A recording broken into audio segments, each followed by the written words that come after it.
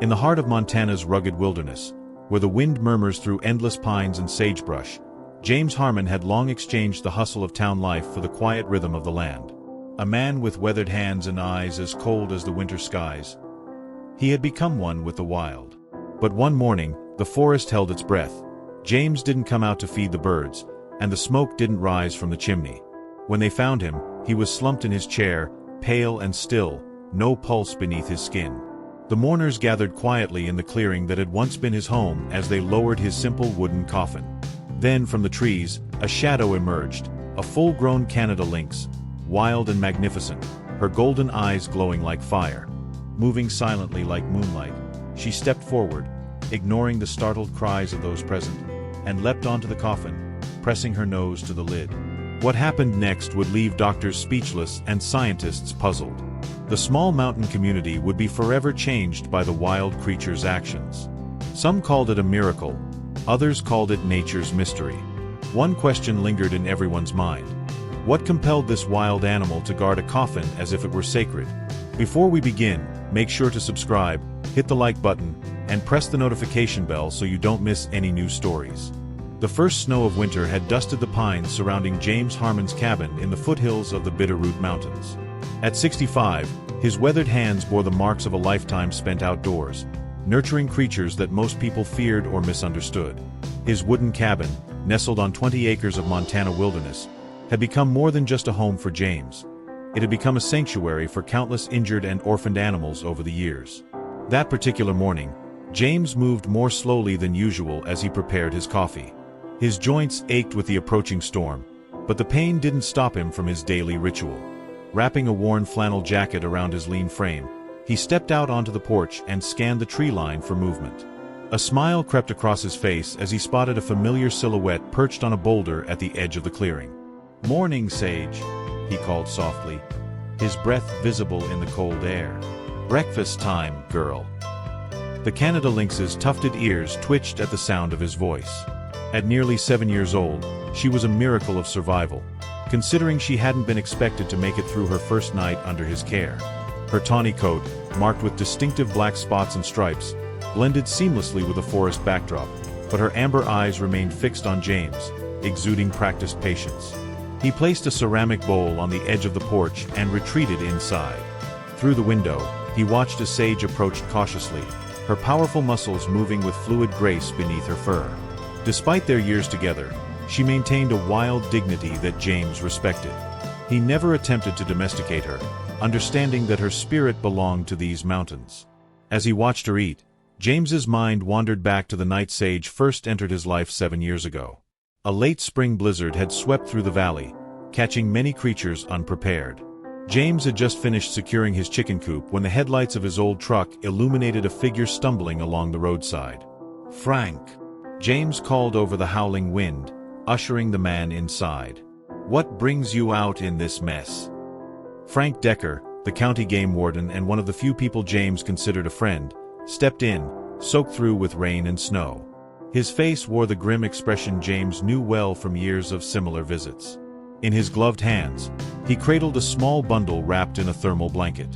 "Mountain lion hunters found her about an hour ago," Frank explained, his voice thick with concern, as he gently placed the small bundle on James's kitchen table.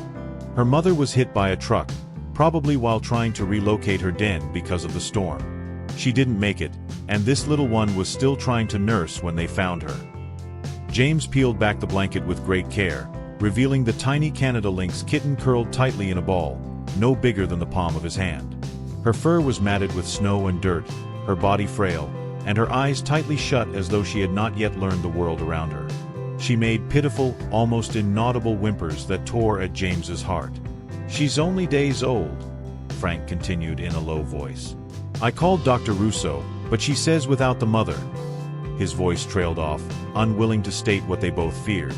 Dr. Elena Russo, the only wildlife veterinarian for miles, had extensive experience rehabilitating animals, but if she judged a case hopeless, most would accept it without argument. James, however, wasn't most people. He looked down at the fragile kitten, the weight of the decision pressing on him. After a brief moment, he made up his mind.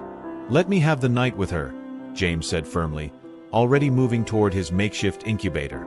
He quickly fashioned one from a cardboard box lined with towels and hot water bottles to keep the kitten warm. Frank hesitated, uncertainty in his eyes. "You know the policy on predators, especially cats. She's so young, she'd need round-the-clock care for weeks, maybe months. Even then, the chances of her surviving without imprinting on you are slim to none."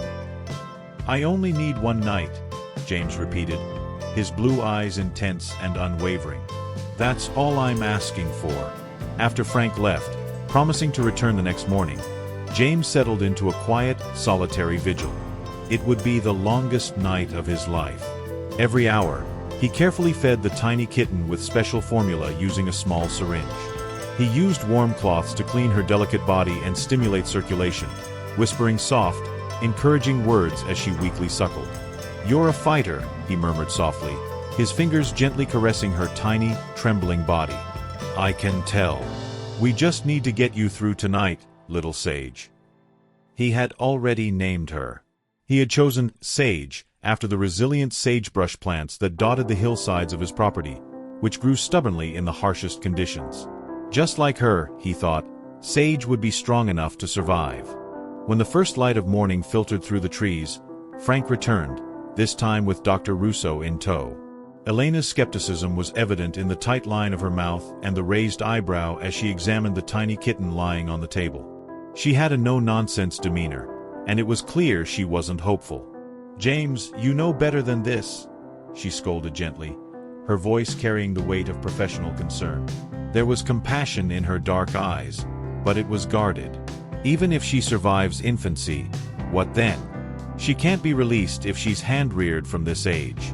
And keeping her as a pet is both illegal and cruel." "I'm not planning on keeping her as a pet," James replied calmly, his eyes meeting hers. "I'm just giving her a fighting chance." Elena bent over the kitten, checking her vitals and shaking her head in mild surprise.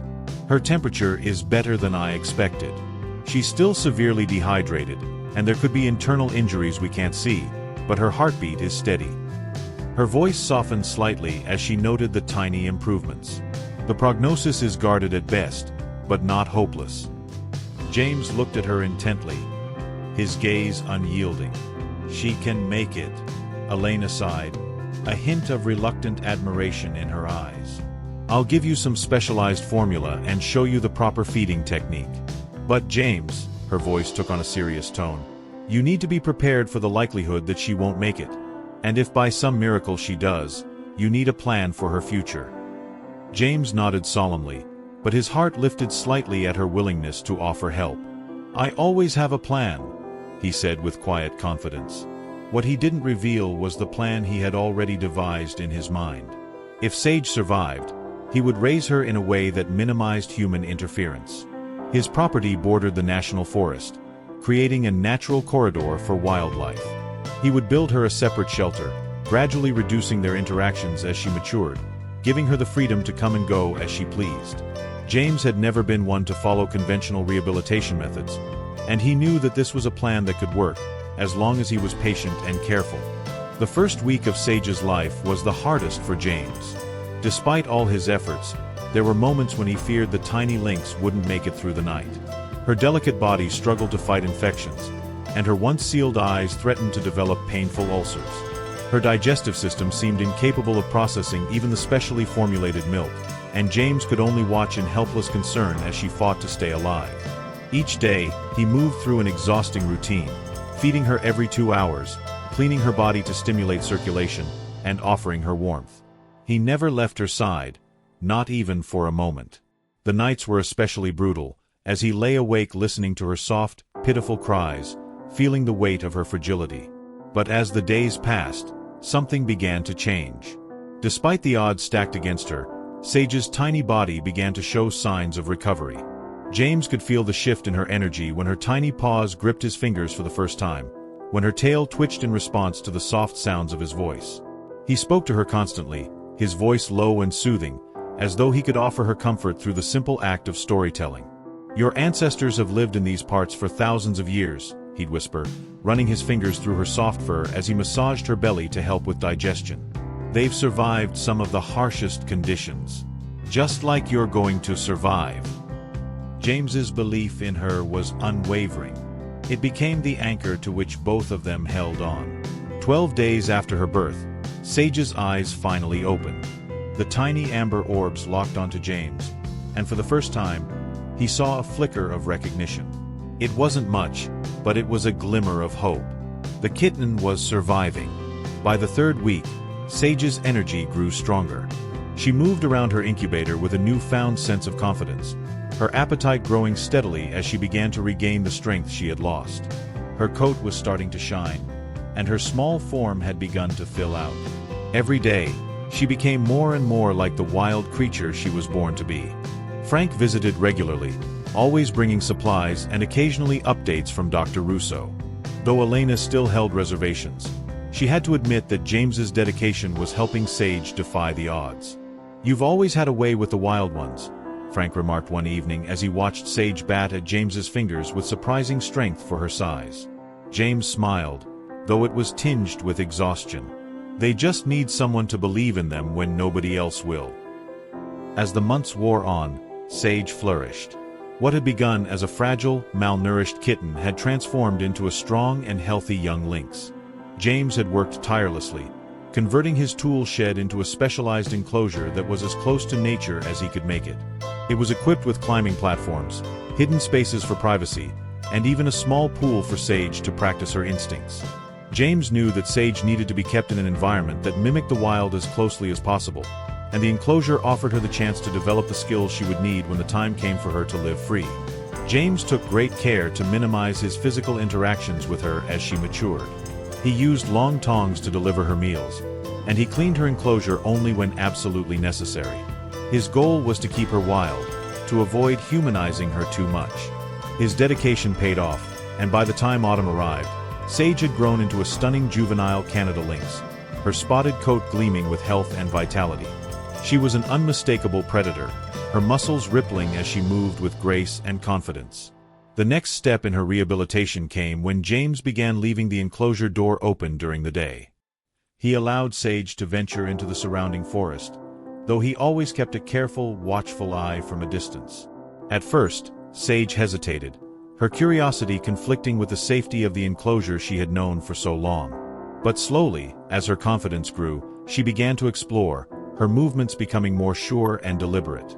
The first time Sage spent an entire night away from home, James felt a gnawing anxiety deep in his chest. He sat on the porch all night, watching the stars and listening for any sound that might tell him she was safe. When dawn finally broke and the sun crested over the mountains, he saw her, a small, sleek form slipping along the tree line with a rodent gripped firmly in her jaws. She had made her first successful hunt. James's heart swelled with pride. She was embracing her wild nature, the instincts that had been dormant for so long now taking shape. As she dropped the prey at the edge of the clearing, her amber eyes met his briefly before she retreated to eat in private. She no longer needed him in the same way she once had. She was becoming the wild creature she was meant to be.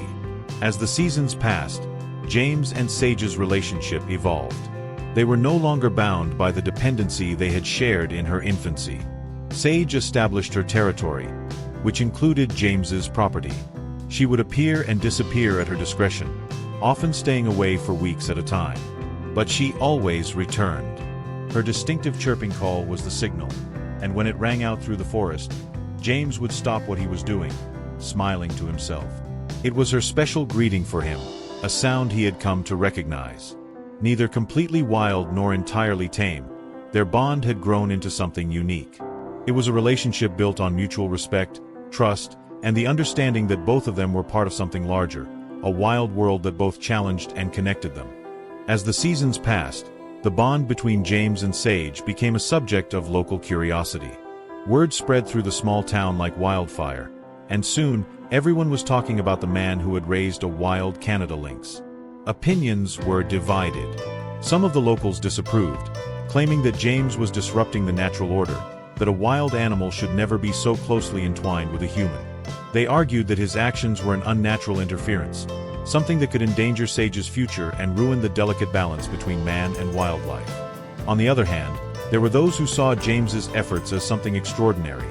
a testament to his deep understanding of wildlife and the natural world. These supporters saw his dedication as a rare, almost spiritual connection to the wild. They admired James's unwavering commitment to Sage and to the rehabilitation of animals that had little hope of survival in the hands of others. His was a model of respect for the wild and a belief that with the right care, animals could find their place in a human-dominated world. Dr. Elena Russo, who had once vehemently opposed James's decision to intervene with Sage, had been the most vocal of critics. Over time, however, even she came to see the value in his unconventional approach.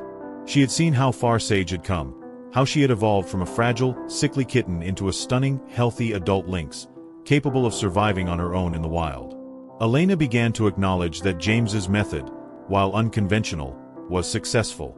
During one of her visits to check on Sage, Elena addressed the delicate subject. "It's not a model that would work for everyone," she admitted, her voice filled with both respect and admiration. "But you've given her something precious, a second chance at a wild life. You've taught her what she needs to thrive, not just survive." James never allowed himself to grow too sentimental about Sage, always aware that the line between their worlds needed to remain clear. As she matured, he refrained from trying to touch her. He understood that physical contact could blur the lines between human and wild, and it was important that Sage retained her independence. Still, their connection remained strong, even without physical interaction. They developed small rituals that strengthened their bond. During harsh winters, James would leave carefully prepared meals on the porch for Sage, and she would often leave him gifts, small animals she had caught during her nightly hunts. She would leave them at the edge of the clearing, as though offering a token of gratitude. On quiet, clear nights, James would sometimes look up to see Sage watching him from a distance.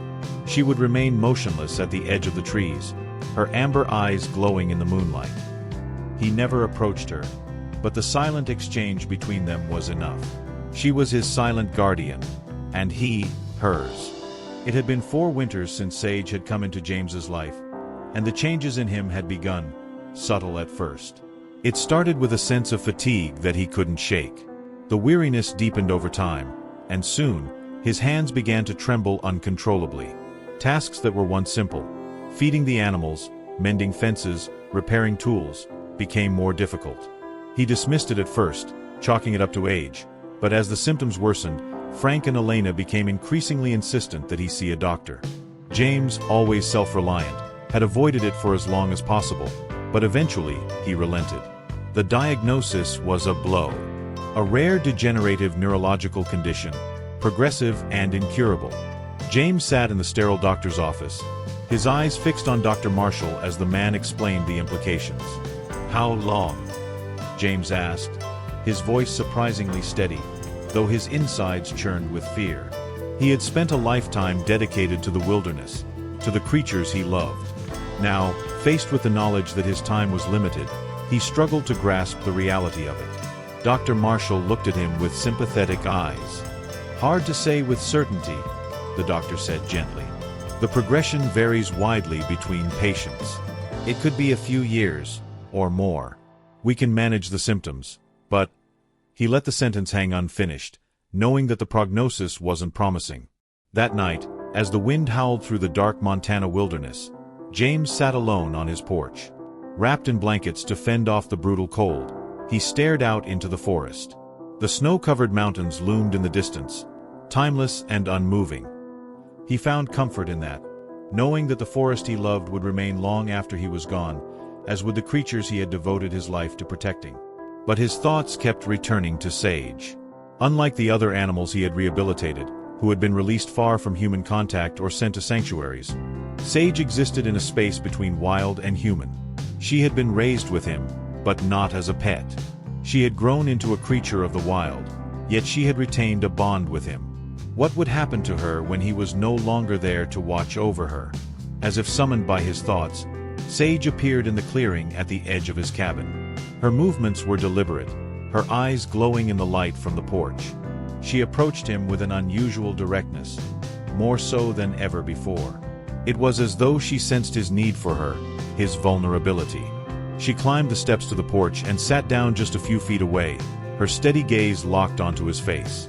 James felt his heart clench in his chest. It was a rare moment of connection, one that seemed to transcend the boundaries between human and wild. She stayed there with him, her presence offering comfort in the face of his own uncertainty. The night stretched on, and James sat motionless on his porch, his gaze locked on Sage, who had settled just a few feet away from him. Despite the bitter cold of the Montana autumn, there was a warmth between them, a shared understanding that transcended words. James whispered softly, "You always did have a sixth sense about these things." His voice trembled with emotion, and he found himself choking back tears. He had spent so many years caring for the wildlife around him, but this bond with Sage was unlike any other. She had been his responsibility, and now, in his final days, she was his silent companion, offering him the solace he couldn't find anywhere else. As the night wore on, they remained side by side, the wild lynx and the dying man, watching the stars until the first light of dawn broke over the mountains. There was an unspoken comfort in the stillness, the bond they had formed in the face of life and death, both human and animal. James's condition had deteriorated significantly as the winter months approached. His body had become frail, his once strong frame weakened by the progression of the disease. The tremors in his hands had worsened, and even speech had become increasingly difficult. Yet, in defiance of his condition, he refused to be hospitalized. His heart remained rooted in the land, and he could no longer bear to be away from it. Margaret and Michael, his devoted family, respected his wishes. They converted his living room into a makeshift medical space with a hospital bed near the window, allowing him to gaze out at the mountains and the forest he had loved so deeply. Hospice nurses came and went, offering palliative care, but James remained steadfast in his desire to stay in the cabin until the end. It was in those final days that Sage, sensing the inevitable, began her vigil. She took up residence on the deck outside his window, remaining there day and night, her tawny form a constant presence, watching over him in her quiet, unspoken way. The hospice staff marveled at the bond between the two, often whispering among themselves. "Animals know," one nurse said to Margaret. "They understand death in ways we sometimes can't." Sage's presence was a silent comfort, offering her steady companionship as James's strength waned. And when, on one crisp autumn morning, James suffered a seizure that left him unconscious and unresponsive, Sage remained just as steady. She had sensed the change in the air, and though she could not understand the intricacies of human illness, she understood that James needed her more than ever. By the time Dr. Marshall arrived, James was already unconscious, his pulse faint and his breathing shallow. The seizure had taken a toll on his frail body, and there was little hope left.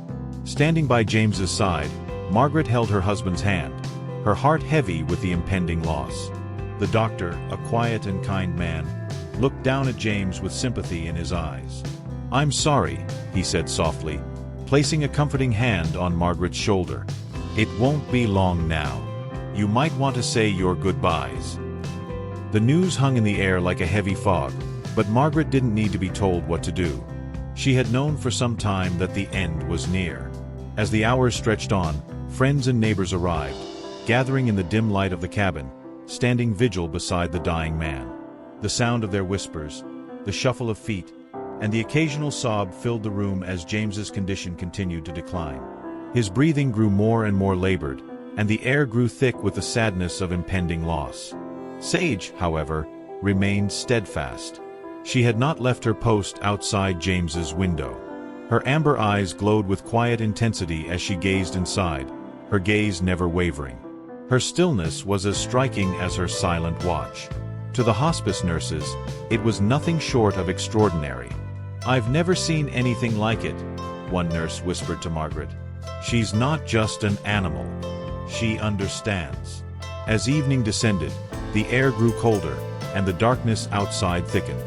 The cabin seemed to become more suffocating as James's breath slowed, becoming more ragged. Eventually, the stillness of the room became unbearable. With a final, shallow breath, James's body stilled. The breath that had once filled the cabin now ceased entirely. Dr. Marshall checked for any signs of life but confirmed the inevitable. James had passed.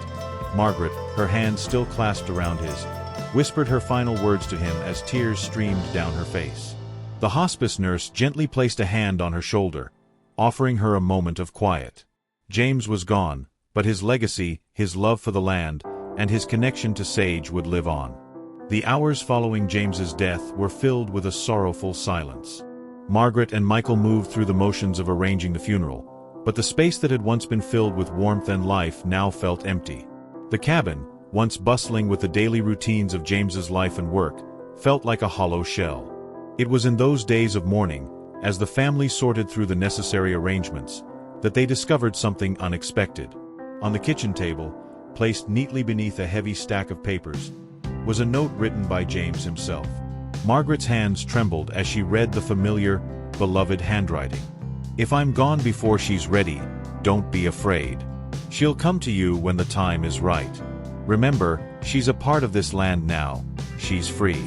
But she'll always know the way back, if you need her." Tears blurred Margaret's vision as she reread the note, her chest tightening with emotion. It was as if James had known all along that Sage would be the one to watch over them once he was gone. His words offered both comfort and a sense of finality. Margaret's smile was bittersweet as she held the note in her hands. She had no doubt in her heart. When the time came, Sage would return. Days passed, and the grief of losing James settled like a heavy fog over the family. The cabin seemed quieter than ever, but there was a lingering feeling that something was waiting to return. Margaret didn't know when, but she felt it in the very air around her. The promise of Sage's eventual return, as if the lynx would come back to watch over them, just as she had done for James.